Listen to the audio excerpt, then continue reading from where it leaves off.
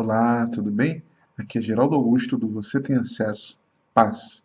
Seja bem-vindo a mais um vídeo da série Como Crescer Espiritualmente com Princípios na Palavra de Deus. E o livro da vez é o livro de Esdras.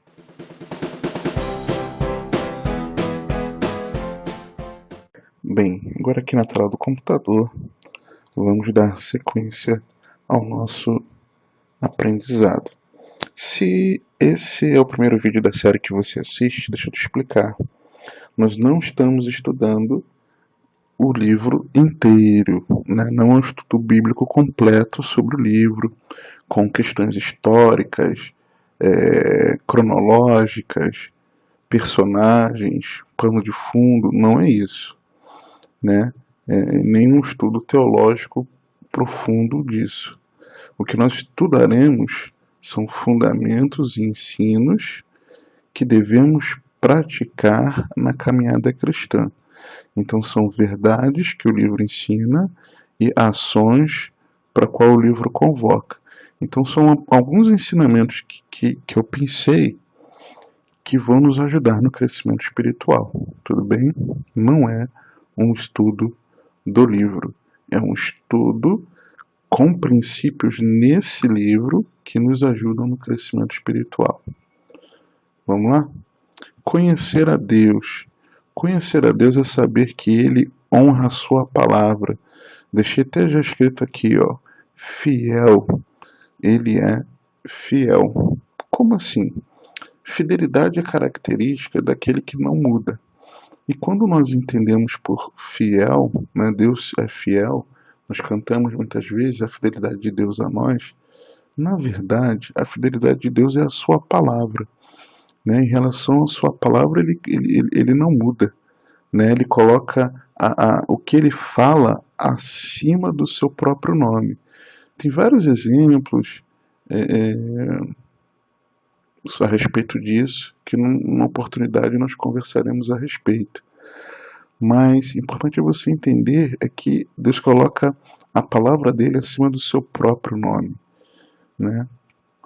Debaixo disso, Esdras 1 diz assim, a partir do versículo 1: No primeiro ano de Ciro, rei da Pérsia, para que se cumprisse a palavra do Senhor por boca de Jeremias, despertou o Senhor o espírito de Ciro, rei da Pérsia, o qual fez passar pregão por todo o seu reino, como também por escrito, dizendo: Assim diz Ciro, rei da Pérsia: O Senhor, Deus dos céus, me deu todos os reinos da terra e me encarregou de edificar uma casa em Jerusalém de Judá.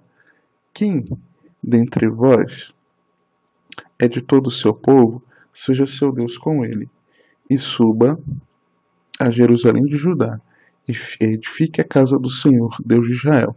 Ele é o Deus que habita em Jerusalém. Então, o que nós entendemos aqui desse texto? Que no primeiro ano de Ciro, né, nesse momento, para que se cumprisse a palavra do Senhor por boca de Jeremias, então Deus despertou, né, despertou o Senhor o espírito de Ciro.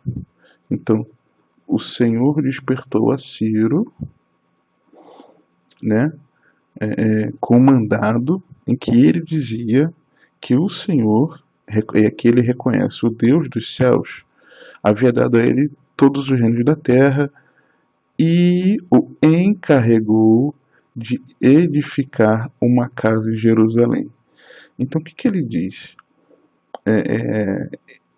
Ele diz que, olha, Deus que me deu todas as coisas, ele me deu uma tarefa. Essa tarefa é edificar uma casa para ele lá em Jerusalém de Judá. E aí ele fala, olha, quem é do povo de Deus, quem é de lá, que veio para o cativeiro, faz o seguinte, que Deus seja com você, e olha, eu estou te abençoando, estou te liberando. Para quê? Para que você vá a Jerusalém, suba a Jerusalém e edifique a casa do Senhor. Então, o que isso mostra para a gente? Mostra a liberação do povo após o período de cativeiro. É muito interessante que Deus havia estabelecido isso, predito isso, né, através dos profetas, principalmente Jeremias, onde Deus falou que eles ficariam cativos por 70 anos, mas retornariam. E é uma referência muito direta a isso, né, que nós podemos entender sobre isso. E Deus, ele faz com que o povo possa retornar, então, desse período de cativeiro, né, como ele já havia estabelecido na palavra dele. E esse cativeiro foi um cativeiro, se você assistiu às últimas aulas, foi um cativeiro de amor, né, de um pai que amava seus filhos, e de uma maneira, um tratamento coletivo, não individual, né, Deus tem um tratamento individual e coletivo. Nesse tratamento coletivo, ele estava ensinando ao povo dele que eles não deveriam mais idolatrar ídolos, né? Não deveriam mais adorar ídolos, né? Somente ele deveria ser adorado. O povo precisava dessa overdose, né? Lá na Babilônia. Então esteja certo de que Deus promete e prova que a sua palavra cumprirá. Deus promete e prova. Se eu te perguntar, você já viveu alguma promessa de Deus? Você vai me dizer, sim, eu já vivi. Vivi isso e aquilo outro que Deus prometeu. Então, assim é. Vamos, princípios para uma vida sábia. Viver sabiamente é permanecer firme naquilo que você crê, mesmo diante de oposição hostil, né? É você ter seus princípios e você permanecer firme, não mudar. Esdras 3, 1 a 3. E chegando o sétimo mês, estando os filhos de Israel já nas cidades, lembra? Houve um mandado do rei para que eles pudessem subir e edificar a casa do Senhor. E aqui, ó, eles já haviam chegado a Israel, já estavam em Israel nas cidades. E aqui que o povo fez? O povo se ajuntou-se o povo como um só homem em Jerusalém. Levantou-se Jesua, filho de Josadaque, seus irmãos sacerdotes, Zorobabel, filho de Sealtiel, e seus irmãos edificaram o altar do Deus de Israel, para sobre ele ofereciam holocaustos, como está escrito na lei de Moisés, homem de Deus. Firmaram o altar sobre as suas bases, e ainda que estavam sob o terror dos povos de outras terras, ofereceram sobre ele holocaustos ao Senhor, de manhã e à tarde. Então, o que acontece?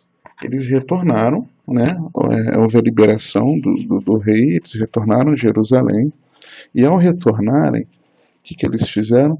Eles edificaram uma casa ao Senhor. Eles então estabeleceram diante de Deus, a primeira coisa, aliás, foi a restauração do altar.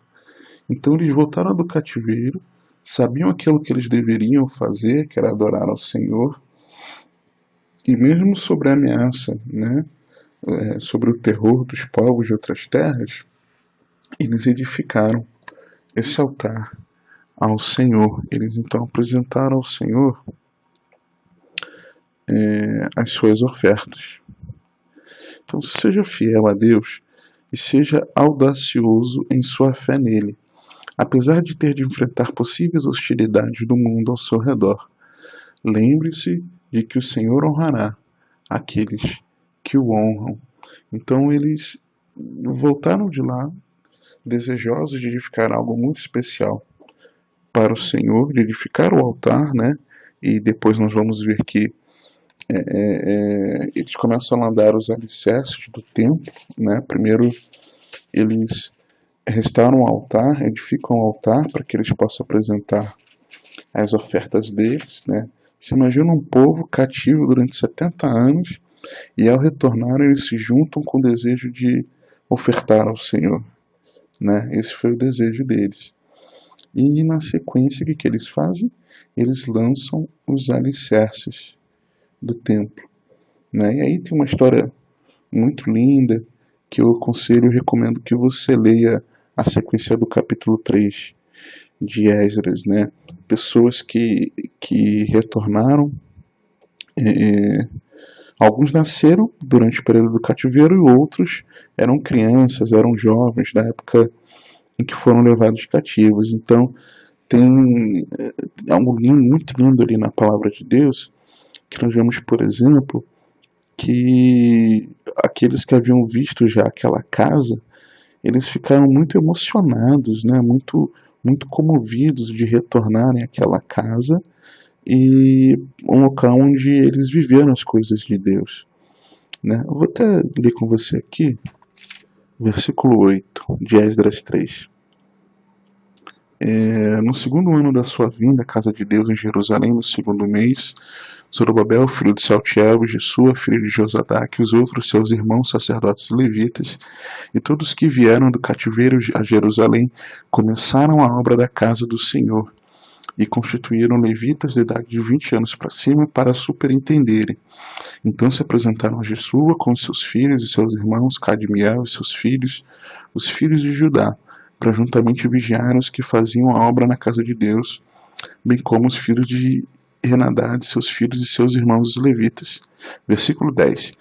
Quando os edificadores lançaram os alicerces do templo do Senhor, apresentaram-se os sacerdotes, paramentados e com trombetas, e os levitas filhos de Asaf com símbolos, para louvarem o Senhor segundo as determinações de Davi, rei de Israel. Cantavam alternadamente, louvando e rendendo graças ao Senhor com estas palavras: Ele é bom, porque a sua misericórdia dura para sempre sobre Israel. E todo o povo jubilou com altas vozes, louvando ao Senhor por se terem lançado os alicerces da sua casa. Porém, muitos dos sacerdotes e levitas e cabeças da família, já idosos, que viram a primeira casa, choraram em alta voz quando às suas vistas foram lançados os alicerces dessa casa. Muitos, no entanto, levantaram as vozes com gritos de alegria. Então você imagina uma mistura de louvor, de exaltação a Deus, de choro, né, dos idosos que haviam retornado para ali, há um tempo que eles haviam vivido as coisas de Deus, e misturado com júbilo, com alegria, né? E no versículo 13, só para a gente encerrar, de maneira que não se podiam discernir as vozes de alegria das vozes do choro do povo, pois o povo jubilava com tão grandes gritos que as vozes se ouviam de muito longe. Então foram pessoas que não se importaram, né, de sofrerem a pressão externa. Eles preferiram fazer o quê? Serem audazes na fé, apesar de enfrentar possíveis hostilidades do mundo ao redor deles. Ok? Lembre-se de que o Senhor honrará aqueles que o honram.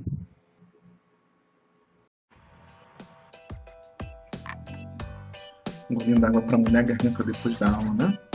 E aí, eu pude te abençoar com esses fundamentos ensinos, com essas verdades? Olha, eu espero que sim. E se você foi edificado, eu quero pedir que você compartilhe e reparta o pão. Reparta esses ensinamentos com outras pessoas, para que mais pessoas possam aprender essas verdades, colocar em prática e assim elas também crescerem espiritualmente. Isso é muito importante nesse tempo onde se aproxima a volta do Senhor Jesus, que as pessoas estejam fortalecidas espiritualmente, maduras, para que elas possam estar prontas para a volta do Senhor. E se você quer compartilhar? Compartilha no WhatsApp, compartilha no Facebook, compartilha nas redes sociais, por e-mail, fique à vontade, tudo bem? Agora eu quero te entregar presente, isso mesmo, os slides dessa aula, os slides que eu usei nessa aula, para você acompanhar, estudar, pode enviar para outras pessoas, não tem problema, e também um guia de 3 passos simples e poderosos, que vão te ajudar a aquecer a vida espiritual, tudo bem? Agora eu quero te pedir alguns favores. Se você gostou, se eu pude te abençoar com essa aula, clique em gostei. Se não, clique em não gostei, que eu vou entender assim se eu pude te abençoar ou não. Deixa sua dúvida aqui, vamos interagir nos comentários, tudo bem? E você também pode se inscrever no canal. Você se inscrevendo no canal, Você pode se inscrever aqui, clicando aqui, se inscrevendo no canal. Você vai poder acompanhar os próximos vídeos quando eu publicar e você ser notificado automaticamente. Tudo bem? Que o Senhor te abençoe, te guarde, que Ele te conduza e governe a sua vida, porque você tem acesso.